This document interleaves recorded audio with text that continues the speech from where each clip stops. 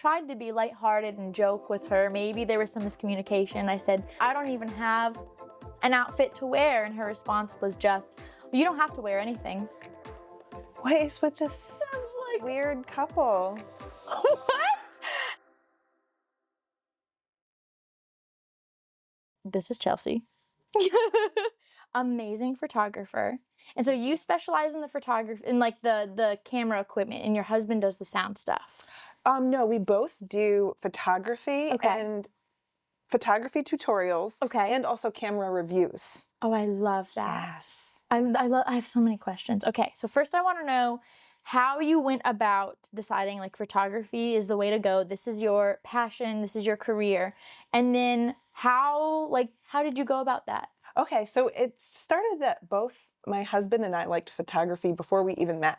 Oh. So I was very casual. I had my daughter, and you have a baby and you just take a million pictures. I took a class in school, so it was a very light hobby for me, but he was more of an enthusiast. Oh. So when we got together, we were taking a lot of pictures together.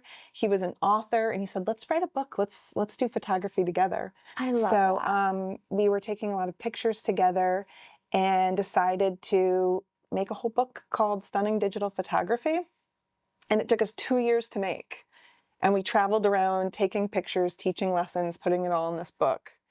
And as a part of the book, we put videos for free and we hosted them on YouTube because you could host videos for free on YouTube.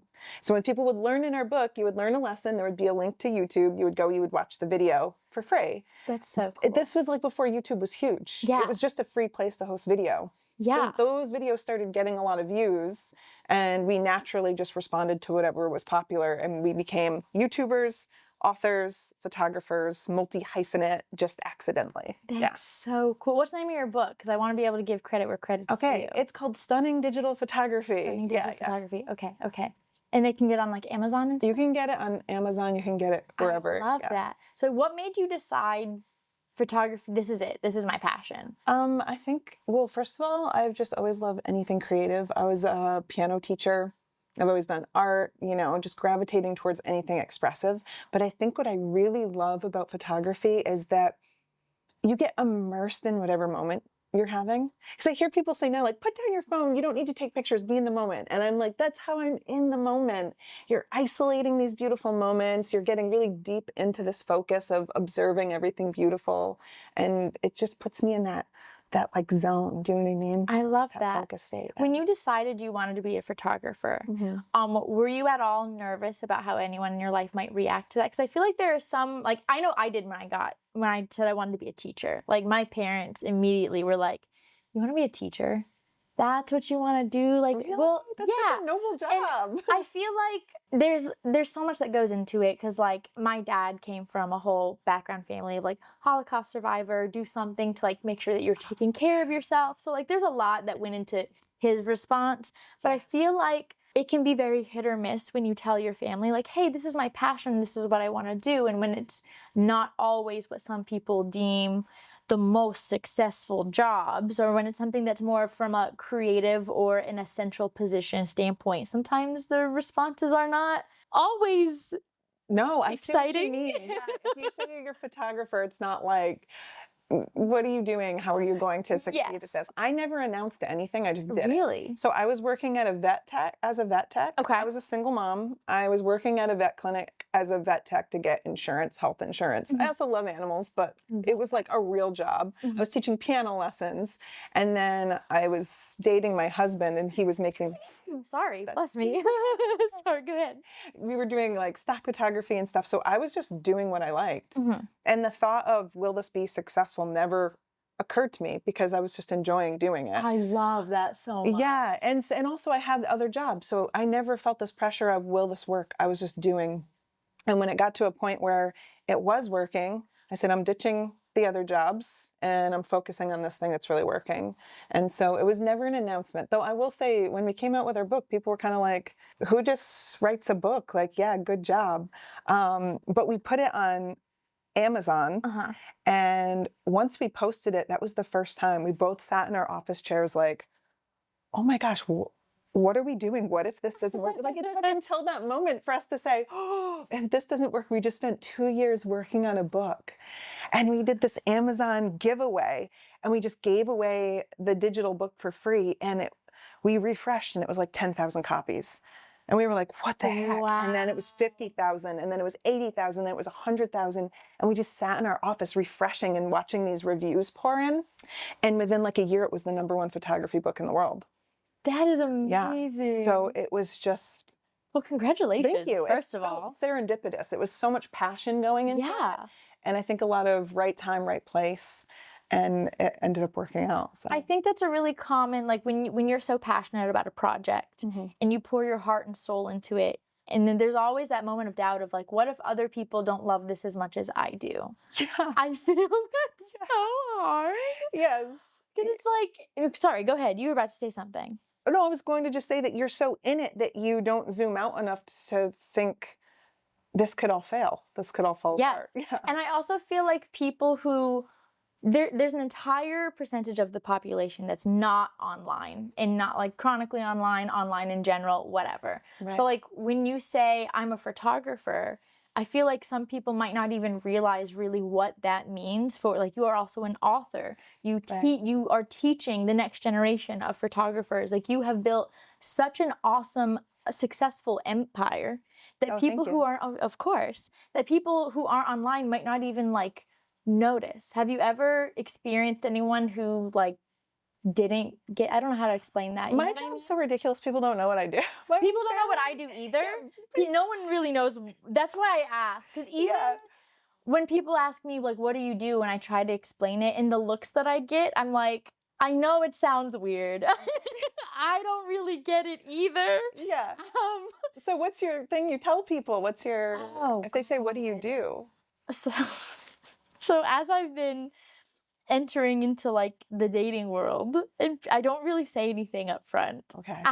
On purpose. Yeah, well, you for don't a want lot of them reasons. witnessing you. It's unfair. Well, like there's a lot of reasons. First of all, I think that anyone who sees me first as a content creator sees me first as a content creator, not a person. I want you to see me as a person. I don't want you to see me as like that lady online. But like, even though it's the same person, I'm a human being, not a figure. Right. If that makes sense. Yes.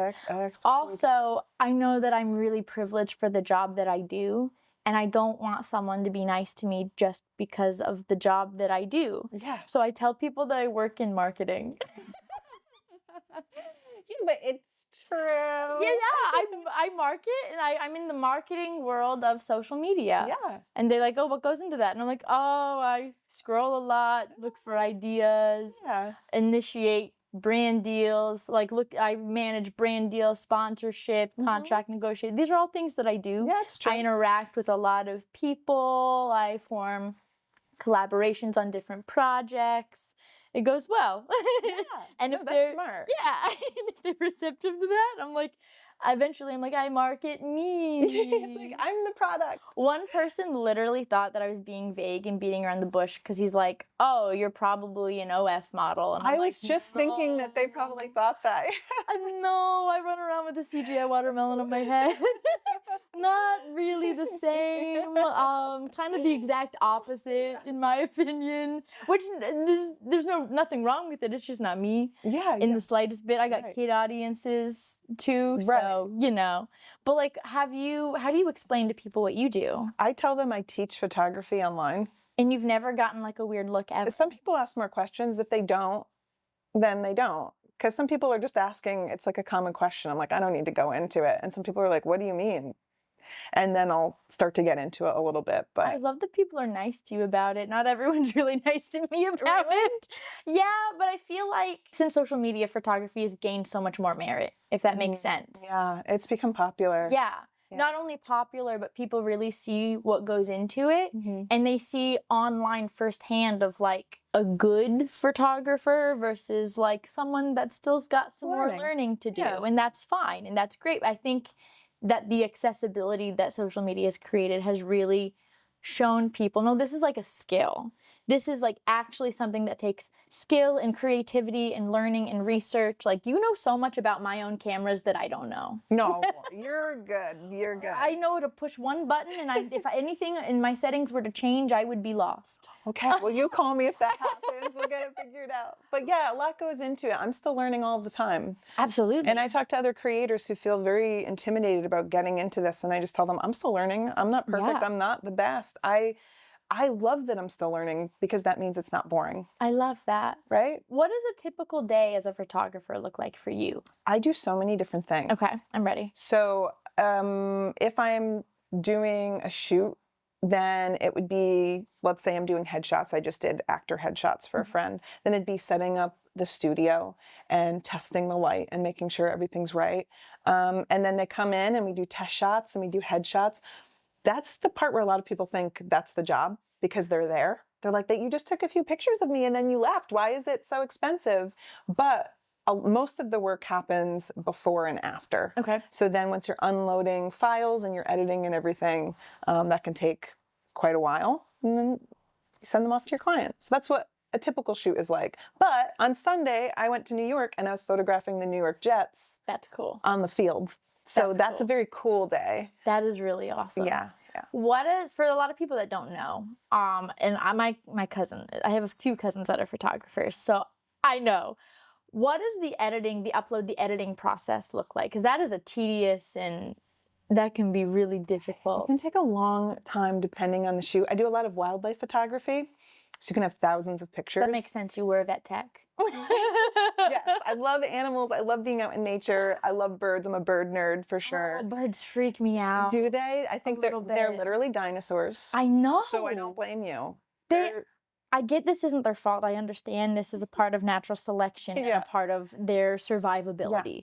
I don't like they purposefully don't hold eye contact with other creatures. They're sketchy. Right. Yeah. But it makes them move like they're seizing, and I don't like it. Yeah, like they're like animatronic. Like... I'm not a fan. I don't like it. So yeah, okay, they're freaking you out. You're not a nerd. That's okay. It's okay. But continue. Yeah, but that's what I love. And so you get a lot of shots of them because you're trying to catch this decisive action. Like I'm trying to get them pulling fish from the water or something. It's thousands of pictures. So they're loading for a while. You put them in, you go grab a snack, because they're going to be there for a while. And then I'm culling through and I'm just doing, there's a star system in Lightroom. That's the editing app I use. And it's like 1 if it's not good.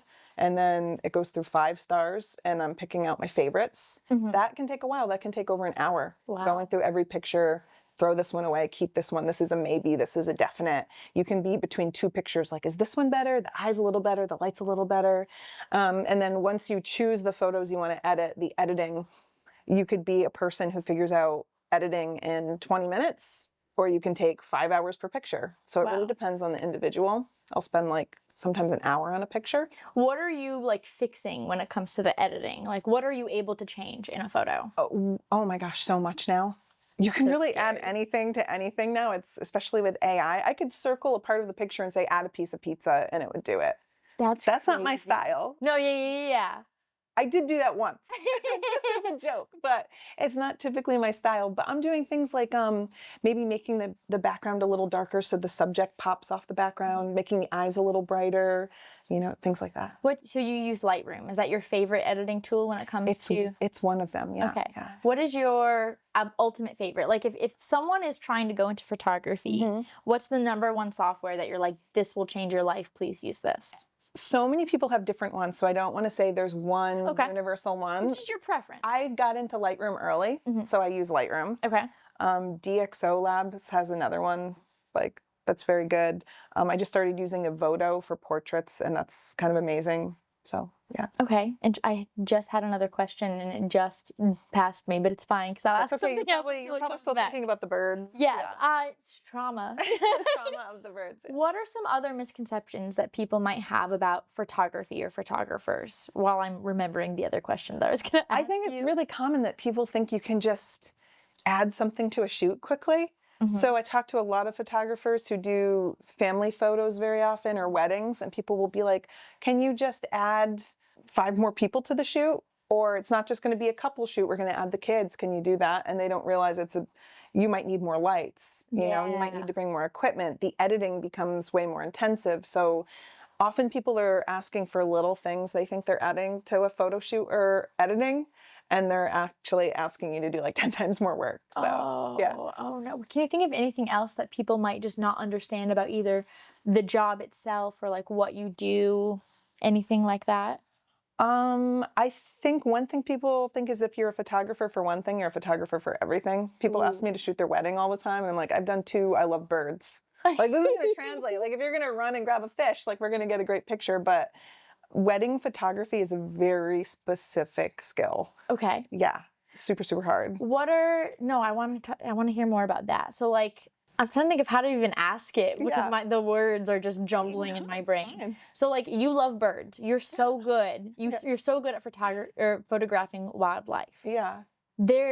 What are the different skills that like photographing wildlife versus a wedding or family photos or newborn photos? Like, what are some of the different skills that you would need for each? I feel like you have to have a passion for the thing you're photographing on its own. So if someone hates babies, they're not going to be great at photographing babies, right? Someone that's really good with babies, knows that they're adorable, understands that they need to be warm, how to get them to sleep, how to pose them in those cute little cocoon things, like, right? Have you seen those They're pictures? so cute. They love what they're doing before they're taking the pictures. And the same with weddings. A wedding photographer is usually good with people because they're corralling a lot of people. Yeah. And they usually love weddings. You have to understand every moment. You have to know, the cadence of the ceremony, what's going to happen. So you have to be an expert in the thing that you're photographing usually. That makes sense. And Right. I feel like the passion will also shine through Right. the photos. And if it's just not there, like, you don't want that in your wedding photos. Yeah, you have to know what you're taking pictures of. So Interesting. Yeah. I remembered the question. What is it? We talked about, or you mentioned AI. Yeah. What are your thoughts about AI kind of invading the creative space of photography and just art? There's so many feelings. People are I'm freaked sure. out. Yes. We've done a lot of podcasts about this because we have a podcast too. Oh. And so there's all different takes. Like, obviously, AI can streamline editing. I was talking about taking an hour to edit a picture. You can turn that hour into 30 seconds now, right? That means a lot of photo retouchers are being fired. So photographers, a lot of them don't want to sit down and edit. They'd hire an editor. Like, those jobs are going away. So the industry is kind of shrinking. Okay. The other problem is that you don't know what's real anymore. Yeah. So I love animals. I just saw pictures online where like someone was holding, I think a cow that was like this big. Oh. And people believed it was real. No. So it's just kind of like, baby cows are actually cute. They can't fit in the palm of your hand, but we're removing people from reality by creating really impressive fake pictures. But reality is really beautiful. We don't have to make up something. Yeah. We don't have to make up a micro cow. So would you consider yourself, I don't want to make like a whole absolute statement, but like, you're not a fan of AI in the creative spaces? I think it can be used in a way that's responsible, but I'm concerned about it being used irresponsibly and causing massive damage beyond photography. Yeah. Both for people in the space and for the general public. Yeah, just the general public. It's really dangerous. Yeah, it's crazy. Do you think, I know when it comes to like AI, the big thing that I always hear when it comes to AI is like, if you do self-checkout or if AI is checking you out of a grocery store, like, what are those people then going to go do? Like, are there other things that those editors might be able to find in the creative space if AI does continue to expand? This is a controversy we did recently talk about in a podcast. Okay. Adobe, who makes Photoshop, everyone's heard of Photoshop. They have AI now. You can just circle a section and say, add a rainbow or add a bird. Right. And then you're just adding something into your picture.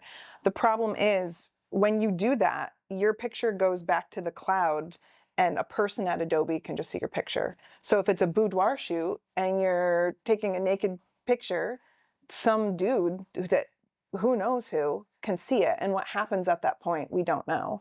So there's this, because of all this new technology, we haven't really set up the safety nets to make sure that things are happening responsibly. And so as a part of our job, we're calling on these companies, hey, do better, be responsible, think of the people before the profits. Right. But it's like a race. It's kind of like a gold rush where everyone's racing to be first to AI technology and kind of stick their flag in it. And what that means is they're racing to profits before they can a race to being responsible. Yeah. And Yeah. I didn't even know that was a thing. no, a lot of people don't. They kind of buried it in the fine print. So is there any other like big controversies, whether in that sphere or another photography sphere, that the general public might just like not be aware of?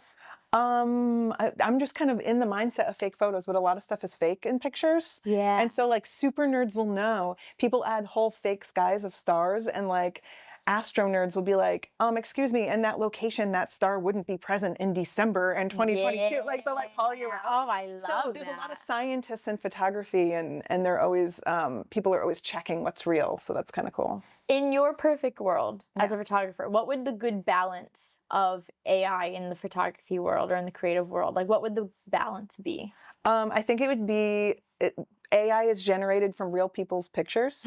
So I think it would be that they get credit, right? If you add a piece of pizza to your picture and I took the picture of the piece of pizza, like I'm a part of it.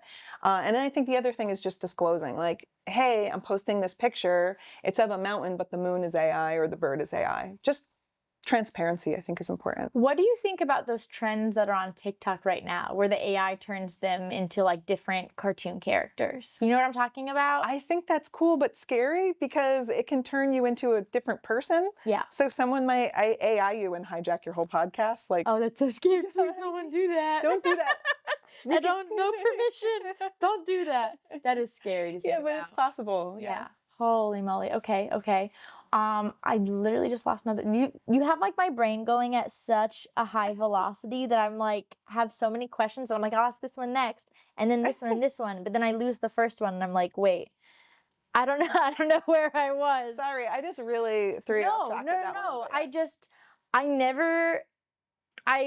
When I was a teacher, I used to always tell my students, like, hey, I remember this one conversation that we had when they were talking about how sending photos on Snapchat was safe.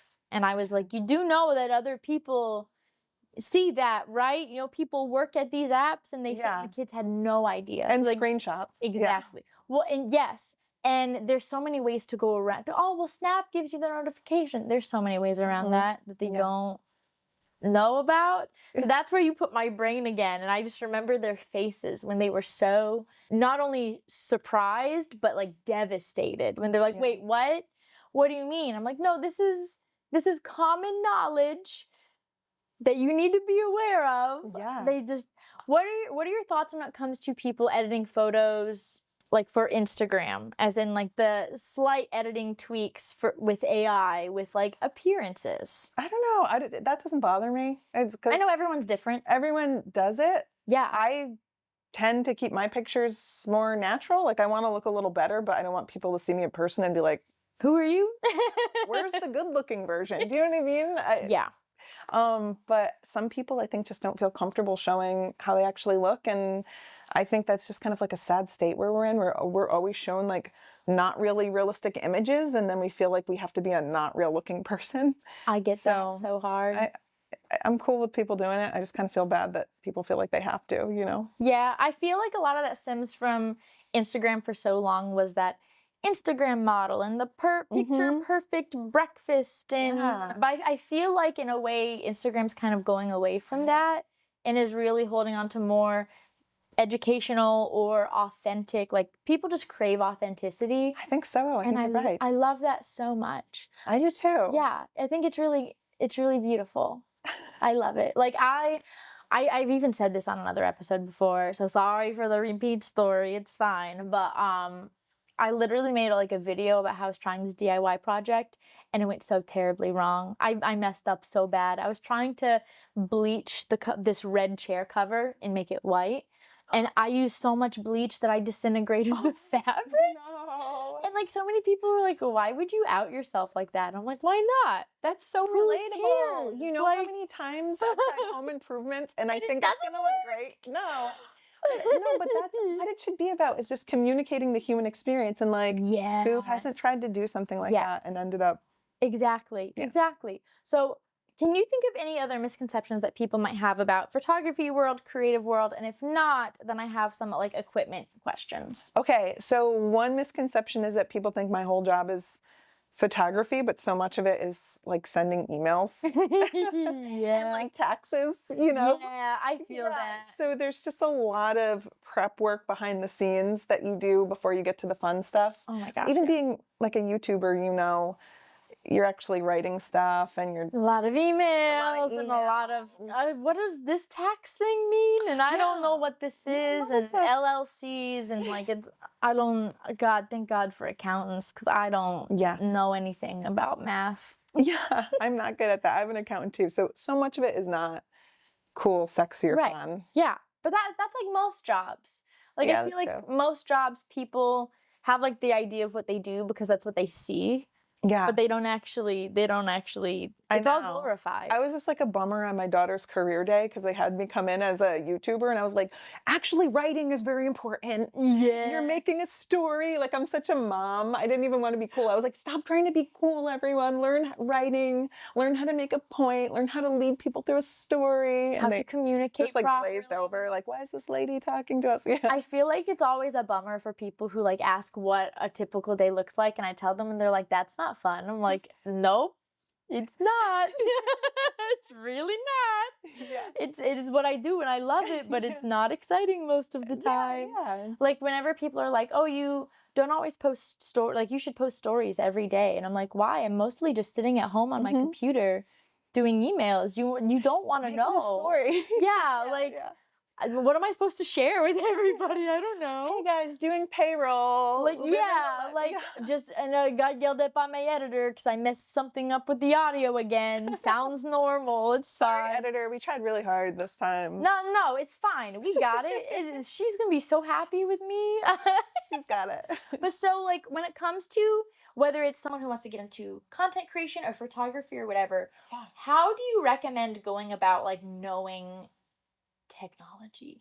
All the tech that goes into it. Oh my goodness. That's like an entire part of photography that people just don't understand how hard it is. It's very difficult, and so I get people all the time, which camera should I get? And it melts my brain because I'm like, what are you taking pictures of? How much money are you willing to spend? Like, how often are you taking pictures? So I always wish I had an easy answer for That's people. okay. That's what We I love tell the people. complicated answer. Go ahead. But basically it depends on what you're filming.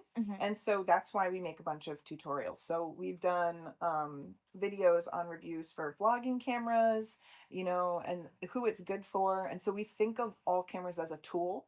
Right. And what's the tool that works for you? Okay. So there's just infinite answers. It's like people will be like, what's the best camera? And there's just no one answer. Yeah. For me, when I do wildlife, it's the Sony Alpha 1. They just came out with a new one, the version 2.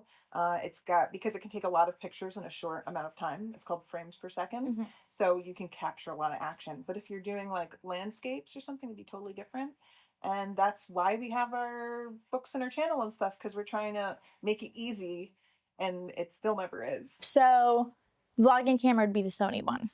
Or for you, the Sony one. The wild Sony Alpha 1. Okay. That specific model I love for wildlife. But there's one for like Nikon, Canon. They all make cameras for different purposes. Right. So they'll have like a sports camera and wildlife. They'll have vlogging cameras, but they all have their different models. Interesting. Do you do a lot with video cameras?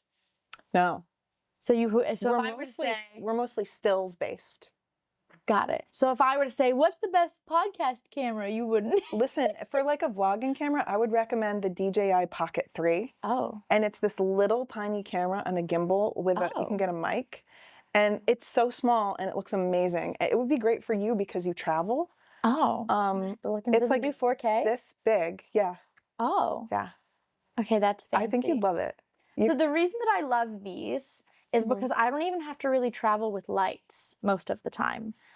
Every now and then, like, I'll get into a room, like this one, when we were having issues with this camera, and I'm like, oh, it keeps trying to reset the exposure. It's fine. It is what it is. Yeah. But, like, usually these adjust so well that I don't even have to travel with lights. And it makes it so easy for me. It's like one less thing I have to set up and one less thing that I have to carry in the suitcase. Yeah. You know what I mean? Yeah, so that's going to be determined a lot by the lens, too. Oh, yeah. Yeah. So these two lenses are the same, and that one's different. Okay. So I'm going to be so honest. I have a friend who does a lot behind the scenes stuff, Yeah. and she just said, "This is what you need to buy." And I Good. That's said, a good brand. Yeah. I have no idea what these lenses are called, but I could tell. I could find out for you. I think this one is a Sigma.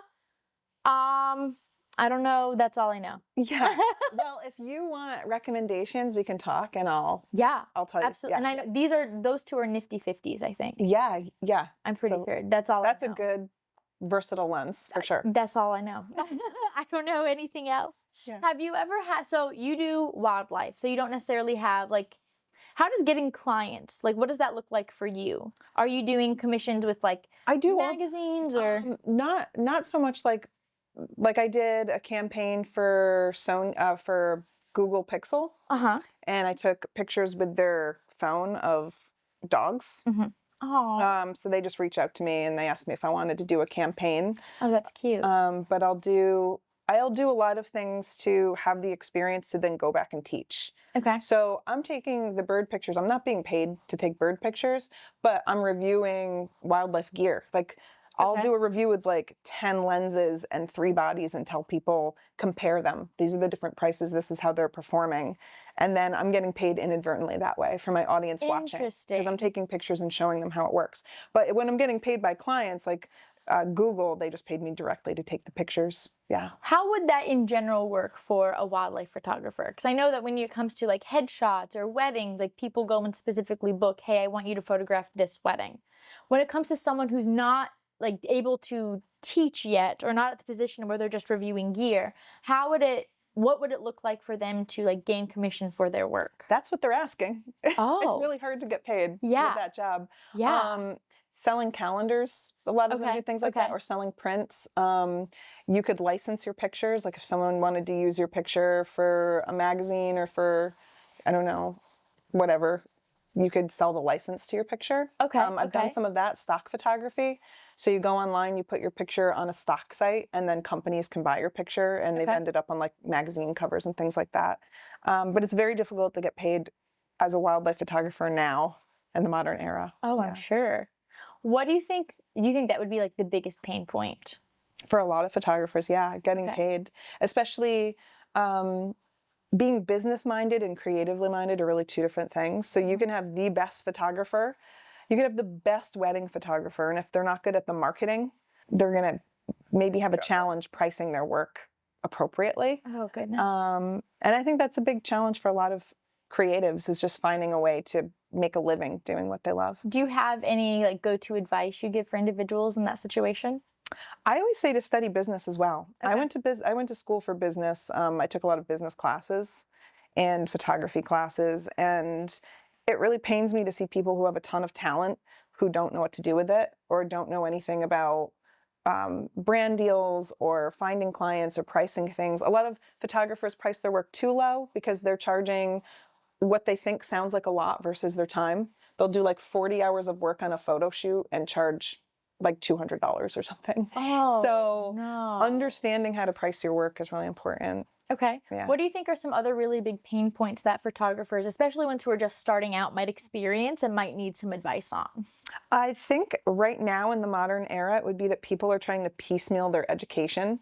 So they'll have one problem and they'll go trying to find a video, and it's like infinite online, right? Like, how do I do this? And you're going to find 3,000 videos. It's so confusing.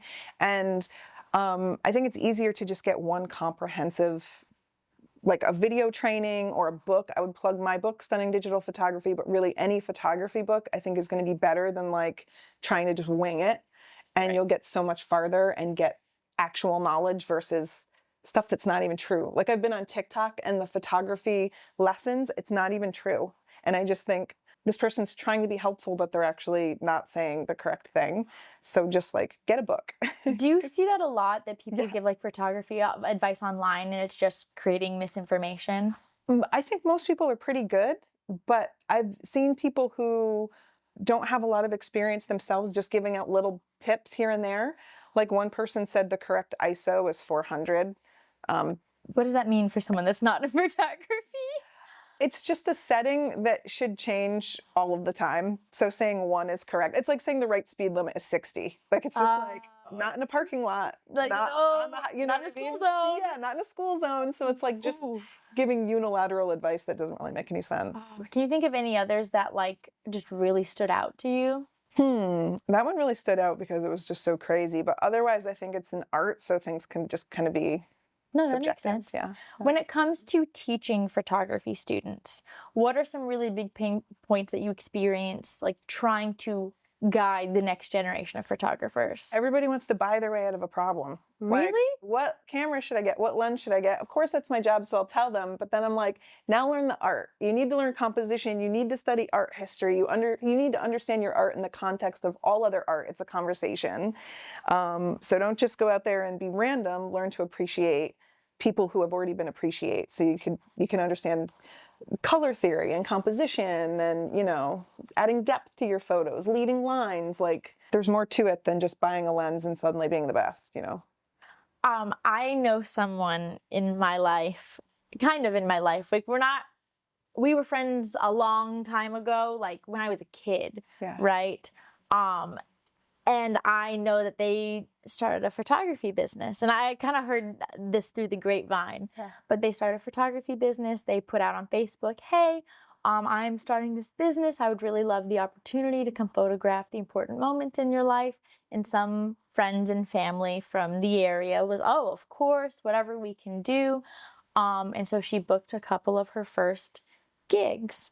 And then she showed up to a friend's vow renewal, or a family friend's vow renewal, with just her iPhone. And they said, where's your equipment? And she said, no, the iPhones now are great. They're perfect. I just need this. This is all that I need. I'm going to do it on my iPhone. And they asked her to leave. They asked her to leave. They asked her to leave because they just were like, there's no way. But were her pictures good? I don't think so. I think you can learn a lot on an iPhone. Do you think they're like professional grade?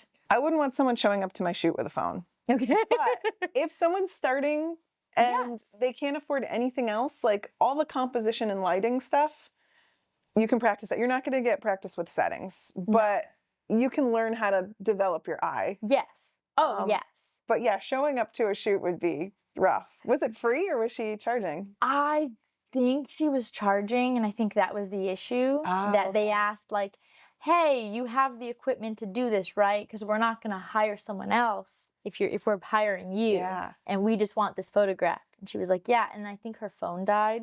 Oh, she was unprepared on multiple levels. Yeah. Okay, that's right. Yeah, it'd be I like want that confidence, sometimes. though. I want that confidence. My anxiety could never. I was thinking like, yeah, get there. Yeah, no. But so you do think that like starting photography on an iPhone, like Not charging. Okay. But if that's all you have and you want to see if you like it, I don't discriminate. Like, learn the basics. Whatever works. When you're ready, you could get a used camera and start working on the settings. And, you know, I'm not a snob like that. I don't think people have to have the best gear. I think that's beautiful. But if you're going to use your iPhone and go to a job, please don't charge. Please charge it. Don't charge, charge the phone. Charge the battery, not the client. Yeah, that's important. That's so funny. Can you think of any other? I'm trying to think of how to. I know that in every occupation, I say this every episode, every occupation, there are always individuals that make our jobs that much harder. Yeah. And sometimes it's individuals in our occupation. Like, I know that there are sometimes teachers that don't act the way that they should act, and that just creates stereotypes for everybody else. And it's frustrating and it's annoying. Can you think of anything that might happen in the photography world? Everybody complains about budget clients. What does that mean?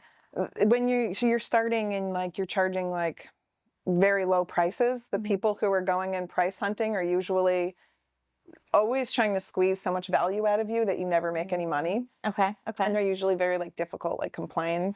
And usually I like corporate clients. They're very experienced in doing negotiations. So it's like, this is what we want. Can you do it? Yes. Bing, bam, boom. We're done. Whereas if I go into a lower end client, a lot of the times it's like, can I have 4 more? Can you do this? Can you do that? Can I add this? And it's just kind of like, oh, this is a very difficult communication now. You're spending a lot of time making me Yeah. do the transaction instead of the work. Like, I'll show up and just do it, you know? Oh God. Yeah. I think I've told the story on like not a podcast episode, like just on regular social media. I had a really bad experience with the photographer once. Really? Yeah, it was my wedding photographer. I'm telling you, that's why I'd never be one. It's too tense. No, this should not, there's no What way this is a happened? common issue. There's no way. And the woman that ended up being my photographer, I love that woman. Yeah. Sharon Ashley. Shout out love to you. Sharon. I love you. Literally love that woman. So when I was getting married, I found this couple. They were going to do my wedding photography. And we were going to do the like trial run, like the engagement shoots for a trial run. And halfway through our session, the guy, so it was a husband and a wife, but only the husband came to the engagement shoot session. He kind of pulled me to the side and he was like, hey, I got a question for you. And at the time, I was a teacher. I was not on social media, like none of that. I was a high school social studies teacher. Hey, I want to talk to you about something. I said, okay. He goes, so I'm doing a couple seminars this week in Raleigh, teaching different kinds of photographers how to do whatever. And I actually had a model who called out, they can't show up tomorrow. Oh, no. Would you be willing to come in and do that? That's so unprofessional and inappropriate. Oh, I'm not done yet. Oh, God. I said, well, tomorrow is a Monday and I am teaching. So, well, do you have like a sick day or something? Oh, my gosh. I said, the boundaries are bad. oh, On the commentary on just this. wait. I think I know where this is going. Okay. And I was like, I was, at the time, I was very kind of caught off guard. I didn't really know how to respond. I was like, I don't think so. Like, what, are you going to pay me more than my teacher salary? And he's like, well, I wasn't really planning on paying you, but I was willing to let you keep the photos that I was going to take of you. Okay. And then I was like, what kind of, like, is this what, headshot? And he goes, no, this is boudoir. What? He goes, I said, hold on. You want me, a high school teacher, to not go to work tomorrow and instead come in and like sit in not a lot Lingerie. and sit there in front of people who may or may not even be associated with my students because I teach down the road. Yeah. What? And he couldn't understand why I was upset. And when I said that I was really upset by this question, his words to me were, are you just trying to get a discount out of me or something? Oh, And I was so upset and I just like dropped it until I went home later and his wife reached out and was like, I think there was some miscommunication. Like, we just thought that you might be a good fit for this opportunity. And I like tried to be lighthearted and joke with her. Maybe there was some miscommunication. I said, haha, yeah, I don't think it's for me. I don't even have an outfit to wear. And her response was just, well, you don't have to wear anything. What is with this like, weird couple? What? And I just kind of responded back with, yeah, actually, I don't think this is a good fit. I don't really want you guys at my wedding. I'm really uncomfortable. And they literally, again, are you just trying to like threaten us to get a discount or something? I was like, you know what? I'd rather just cancel the contract. I'm not interested. You can keep the deposit, whatever. I'm not interested. And then they were like, oh, she's serious. Okay, cool. Well, you're not going to be able to find a photographer because you're 2 months out from your wedding. I said, you know what? It's fine. I will find something. I'll make it work. And I found Sharon Ashley. And you love her. I loved that That's woman. a happy oh ending. my God. And she didn't try to make you literally, I pose told nude. first, no, yeah. Well, literally, she was so kind. I just loved everything about this woman, and she's so cool. She like also was becoming a pilot. What? Yeah. I want to be friends with her. I love this woman. I literally love this woman. Whenever she's back in the area, I need to send her a message. Listen, you are hitting on a point though, actually. They're called like guy with a camera or creep with a camera. Yeah. And there actually has been controversy in our industry about guys hitting on models and like saying inappropriate things and making passes on them. So that does happen. I'm so removed from anyone like that the budget client has nothing on that. Those people are the worst. And And also the people that pretend they're looking for models when they're really looking to be in proximity to attractive women. Like, I would never let my kid model for some random person, like No. anyone that approaches you at the store or something. Like, No, and that's so dangerous. Like, that's also how traffickers get people. So, like, Yeah. why would you? And that's a common knowledge thing. Yeah. Why would you ever approach someone in a way when you know that's like taught as an unsafe situation? I have asked models to pose or people to pose as my model, but I'll always say, bring someone with you so that you're comfortable. And like, this is what the shoot's going to be. It's just going to be headshots. Bring your mom, bring your friend, bring your husband, bring your boyfriend. Like, they shouldn't be asked to be alone. They shouldn't be asked to be in an uncomfortable situation. So, Absolutely. yeah. I know. And they get paid. Yeah, true. Yeah. We never actually figured out like what this was. And I don't know if I've told this story before on a podcast episode or not, but I had a couple of content friends come into Raleigh, hang out. We went to this food hall that I love. I love that place. I was really sad that this happened here. And there were a couple guys that were just watching my friend. And I assumed that it was because they recognized her from social media. Yeah. Because like everyone there had decent sized followings. Like it's not something that surprises you anymore, you know? Right. And so it's a food hall, so we all got different things to eat. So when she separated from the group and went to go stand in line, these guys approached her and I saw them talking with her. And I, like, something in my gut was like tingling, like mom friend instincts. Mm-hmm. But I was like, no, they're probably just fans. I'm sure it's fine. And then they walked away. She came back and I was like, hey, what was that? And she goes, those guys own a photography business. They said that they can like make me a model or something like that. And I looked at her and I was like, girl, what? You hold on. Yeah, they just got my phone number. So they asked for my phone number. So I gave them my phone number and they're going to be in touch. And I was like, you have millions of followers if you wanted to find like an actual photographer or an actual agency, it would be so easy for you. Yeah. You gave the random people who walked up to you in the food hall your phone number. And she was young. I get it. And then you saw the panic set in on her face. And I was like, it's fine. And so I like went and I scanned the whole food hall for them. And I just walked up to them and I was like, hi, I'm her assistant. So sorry. She forgot that we actually just got her a new phone last week. That's not her number anymore. So I'll go ahead and I literally put in like my old teaching Google Voice number. Yeah. And I went to the call history because like they called to make sure it was a saved number. So I went to the call history and I deleted the call from their log and deleted yeah, don't worry. Sorry. She'll get back to you. No worries. And I don't know. I think that they were trying to get into photography and I think they did recognize her and thought that it would be a quick thing. Yeah. But like, no. Yeah, that's not appropriate. I think it is hard. Like, photographers don't always know how to approach people, even if they're legit. Mm-hmm. And I think it's especially difficult, like, if a guy wants to approach a woman. Mm-hmm. But I also feel like, why do you always have to take pictures of women? Right.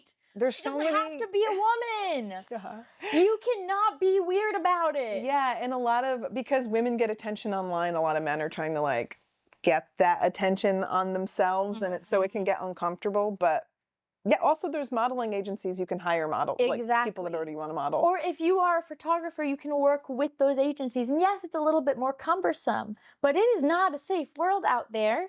And people, especially women, can't take those chances. So, like, yeah, it does make it a little bit more cumbersome to go through the channels or, like, reach out to people that you know or friends of friends who can vouch for you. Don't approach strangers. Yeah. That's weird. No, that was risky. Yeah. And I was like, you know what? Even if these people are legit, it doesn't matter. That's not safe. And you go back home in a couple days anyways. So you know let's what? not establish this habit. No, absolutely so funny. not. But you're right. There can be some really creepy photographers. Yeah. Can you think of any other misconceptions or anything that's controversial in the sphere, in this line of work? You're thinking of good stuff. You brought up the photo creeps. Like, thank you. Maybe get into it. I didn't realize I'm sad that it is a controversy and so common, but it also makes sense. It does make Sad. It's so You're frustrating. unproblematic, taking pictures of birds. As you should It's be. so bad now, right? Yeah, no, you stay with the birds, girl. Okay, you don't take pictures of like ostriches, right? Those are scary. No, I've never gotten a picture of an No, they're ostrich. so I scary. would. No, they're so scary. They're terrifying. They're absolutely terrifying. But I would still do it. They trample you for fun, and then they sit on your body and look for movement, and they wait to see if you're actually dead or not. And then If they feel movement, they trample more. That's rude. It's so rude. I don't like it. That's rude. And they're like 8 feet tall. They're like, so big. you have no business being that tall. No. I don't like it. They're huge. I've never seen one in person, I don't think. I have. I was really sad. My mom and I went to the Smithsonian Zoo, and they didn't have giraffes, but they had ostriches. That upset me. The rudest animal. Right.